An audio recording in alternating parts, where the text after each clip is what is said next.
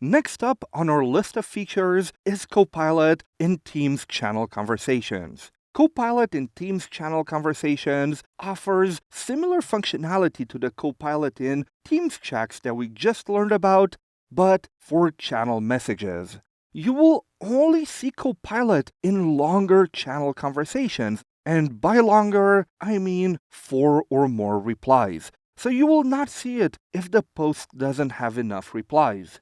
Copilot for Teams channel conversations is limited to summarizing one conversation, so the conversation that you are currently in.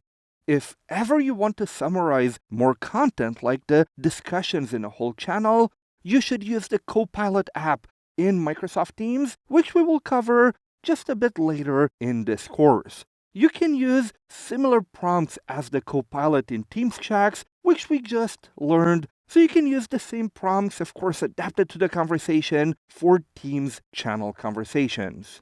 Now that we have seen the theory, let's head over to the lab and check out Copilot in Teams channel conversations.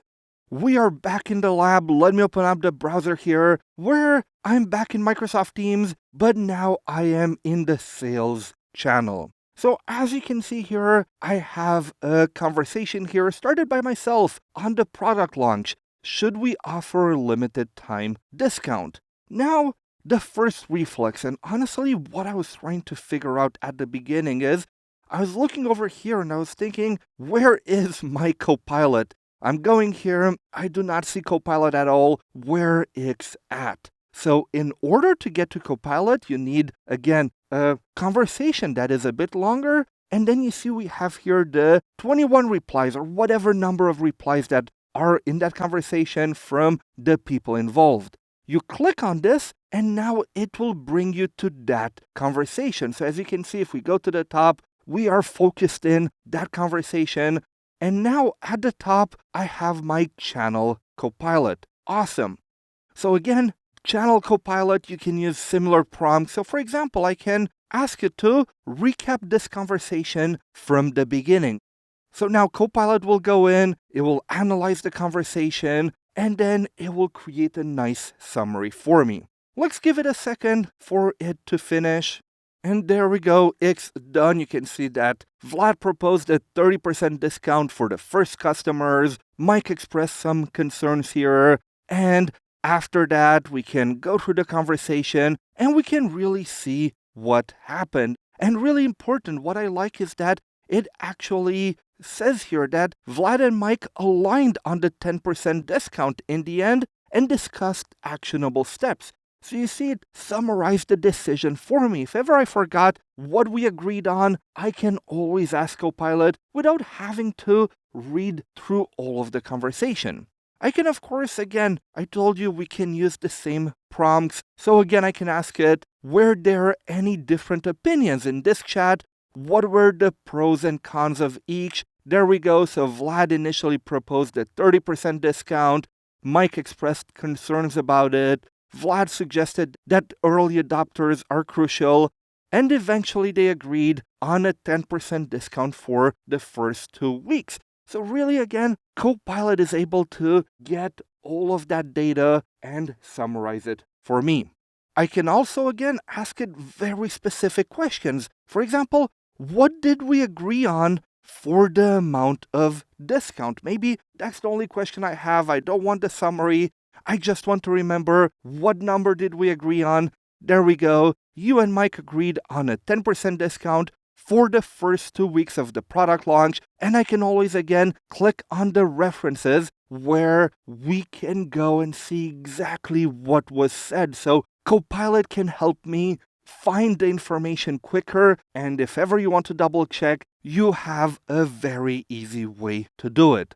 Now, final prompt, the one again that I usually use the most often is, are there any things that I, as Vlad, should do? Did I promise anything that I should do? Is there anything I need to do from this conversation? Yes, there are several action items for me to do. And you can see I need to coordinate with the finance team to adjust the pricing across channels, build and set up the training for the sales team, again, I can click on it and I see, oh, looks like I volunteered myself to do that, and craft a customer-friendly email and ensure that the support team is well prepared. So really, Copilot is there to help us summarize a conversation, find any specific answer that we're looking for in that conversation. And the one that I love most to do is, okay, after all those 50, 60 messages, what do I have to do? What did other people said I have to do? What did I sign up myself to do? This way, I have my clear to-do list of things that I'm responsible for. This is it for this demo of Copilot in channel conversations. Remember, you need to have a longer conversation. So if I start a new one here and I just put hello there, for example, I do not have Copilot. The conversation is not long enough. However, after that conversation picks up, and you see I'm just writing the number of replies here. Let's go with 4. There we go. After 4 replies, I now have the 4 replies from you here, so I can focus in that conversation here, and now I have Copilot. So right now you can see, because, well, it's only 1, 2, 3, 4, it doesn't have enough activity to generate responses, but at least I can see the Copilot button. It needs more characters. 1, 2, 3, 4 will not make an interesting summary, but I just wanted to show you the number of replies needed so you can see the button to focus in the conversation and have Copilot in there. And something that is really cool is if you go back to it here, it will go and it will show you the history of your previous conversation. So everything you asked Copilot before, the history is kept here. Great! Now let's go back to the slides and learn about some other amazing features for Microsoft Teams Copilot in chats and channels.